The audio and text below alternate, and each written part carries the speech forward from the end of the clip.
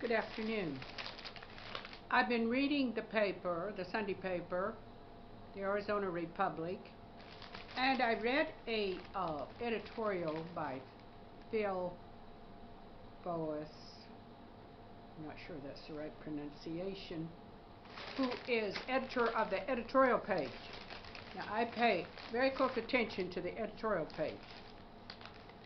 And in it, he is talking about a Jewish leader's case for Trump. Now, this was the World Jewish Congress.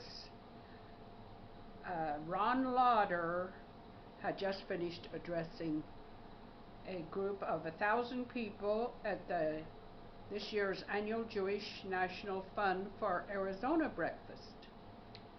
And what he was talking to him about was why he supported Trump.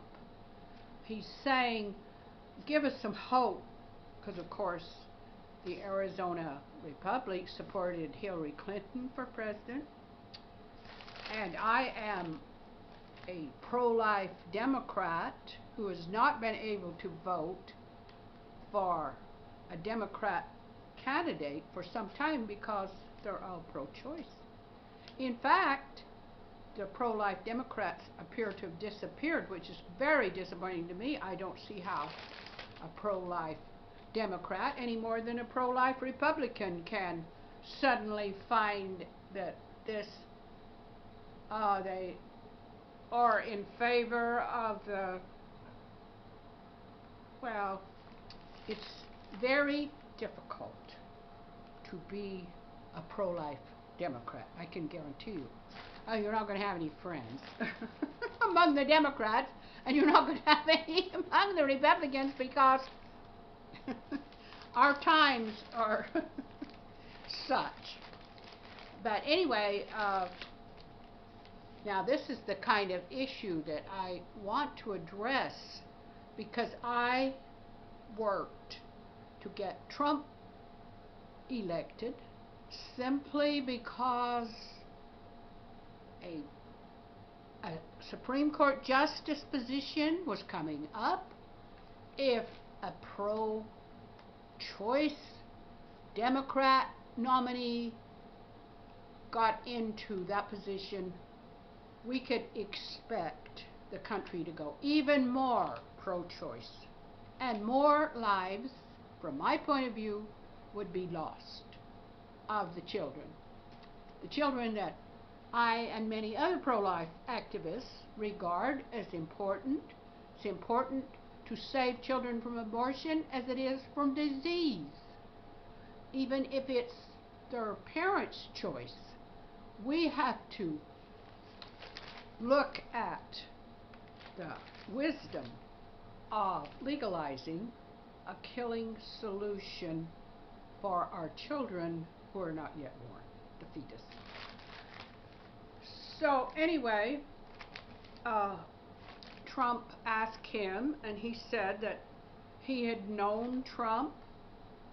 His mother was Estee Lauder, and he had grown up with Trump, met him as a young man, and he thought, he knew him. And he said that he thought that you had to look at who voted for Trump, who didn't feel that their voices were being listened to. And he thought it was the people out there who had been defranchised, in a sense, from the American dream. Factories had moved out of the United States to take advantage of lower wages in Mexico and foreign countries. And I being my age, I had watched this kind of exodus and was very concerned about it. In fact, I worked for Revlon down here on Buckeye Road for 4 years, and we were all very aware of the fact that every time they wanted us to negotiate for higher wages, the company would sort of threaten to move Revlon to a factory in Mexico. And as a matter of fact, I can't even stand to go by the place because I believe that my sister tells me, who had property there, that they did indeed move Revlon to Mexico, so that workers down there would be working for less than we were making when I was working at Revlon.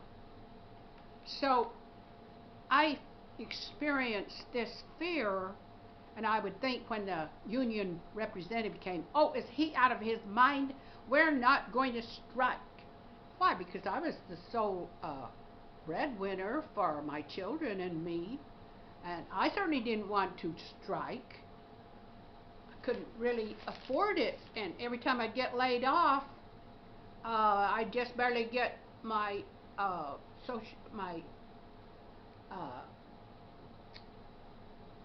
my relief started, being out of work, and then I get called back, so I would never get it. And so I was living very poor the first 3 years at least when I worked for Revlon. And then when I finally got so experienced and been there enough years, I wouldn't get laid off. But then when I had to work full time, I had chronic fatigue. I had started working knowing that. And when I didn't get laid off, I started getting that symptoms of chronic fatigue.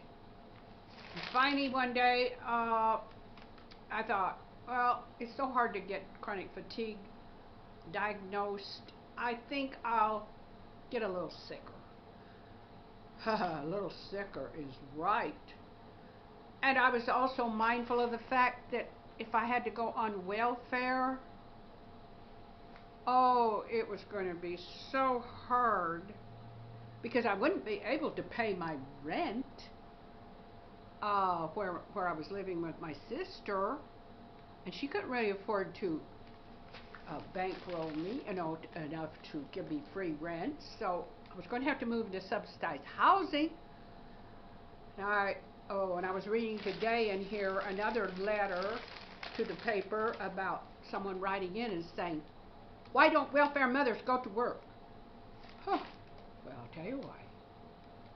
I collapsed one night at Revlon when we had a particularly nightmarish night.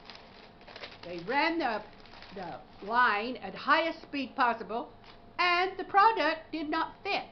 The caps didn't fit the bottles. So we'd have to force them on, which of course the line was going too fast. We couldn't force the caps on. And then my partner just stopped, and I, like a fool, went on trying to cap. And finally, when he stopped the line, I felt ill. I said, you're going to have to call someone. I need to go home, and I am ill. So I had to wait until a family member came and helped me out to the car. It was that bad. And I'd had a number of bouts of chronic fatigue, and this one was the worst, absolute worst. It almost killed me. In fact, I didn't even start to get better for a year, but it was something that you couldn't really see from the outside,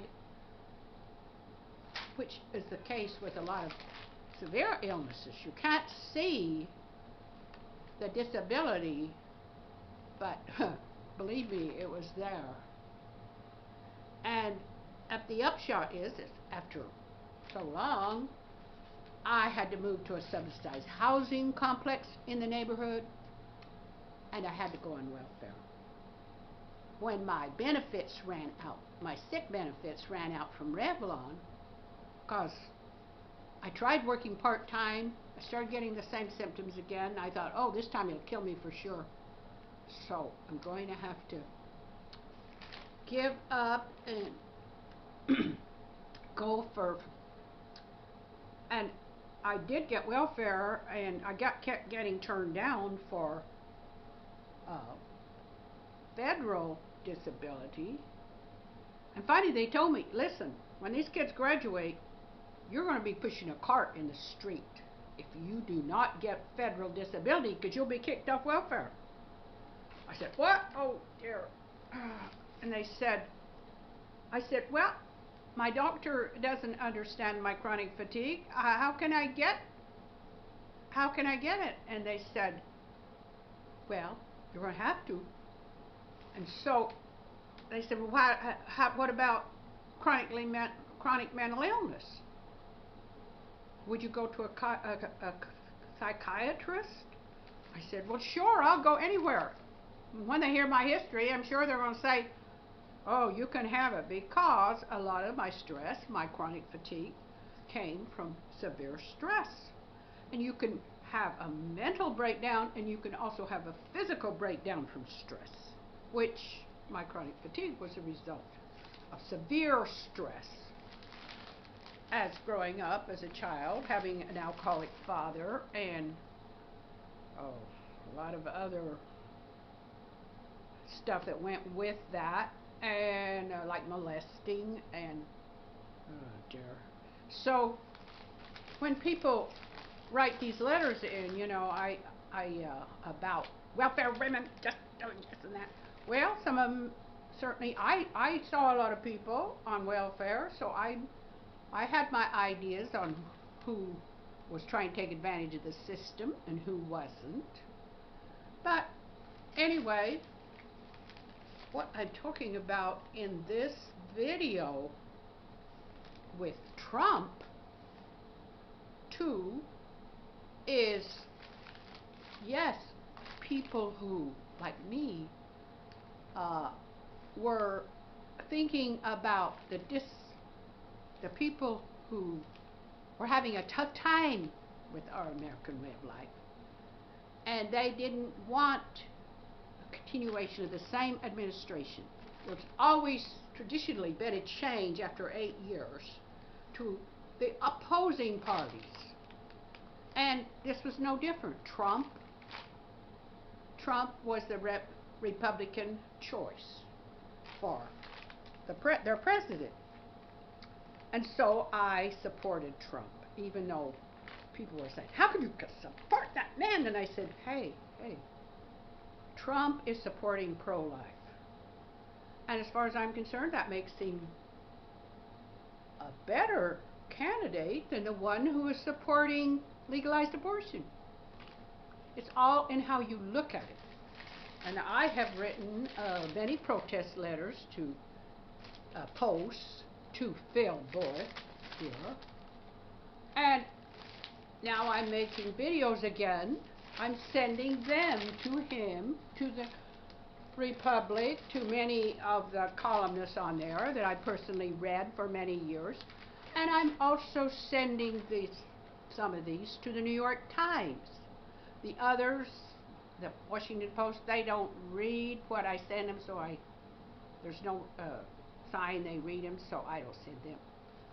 But I have never had a story done on me, even though I'm a playwright. I have done a production of my play called Prince of Saturn about living in subsidized housing. But the theater community finds a way not to support local playwrights. We're just, we're not supposed to write plays, even though we might feel like we're born playwrights.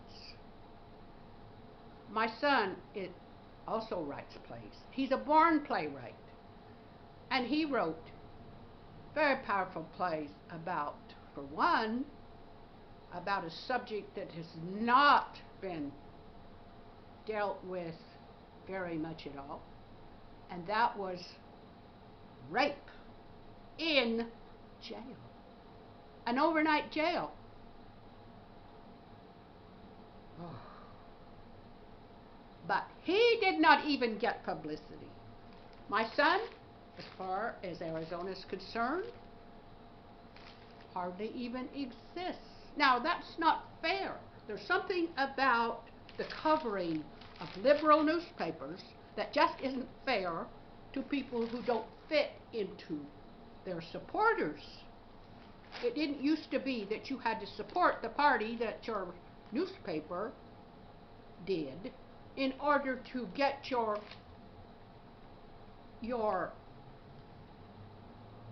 what your concerns were. Respect it.